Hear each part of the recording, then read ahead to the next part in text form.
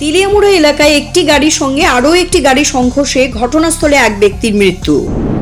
উষাবাজারে ভিকি হত্যাকাণ্ডে আরও এক অভিযুক্তকে কলকাতা থেকে গ্রেপ্তার করে আগরতলায় নিয়ে আসা হয়।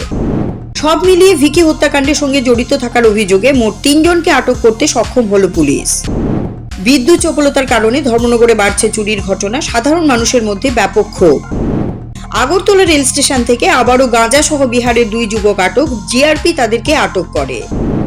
ভারতরত্ন ক্লাবের সম্পাদক ভিকি হত্যাকাণ্ডের জন্য নিন্দা ব্যক্ত করল ক্লাব ফোরাম, পাশাপাশি ভিকি স্মরণ সভার আয়োজন করা হয়। ইটভাটা শ্রমিকদের বকেয়া মিটিয়ে দেওয়ার দাবিতে শ্রম দপ্তরে ডেপুটেশন প্রদান করা হয় সোমবার। রাজধানীর রামঠাকুর কলেজে ছাত্র সংগঠন এবিভিপি সদস্যরা বিক্ষোভ প্রদর্শন করে।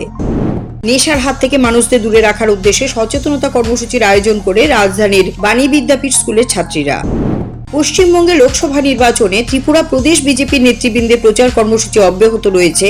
সোমবার রাজ্যের নেতৃত্ব কর্মসূচি করেন।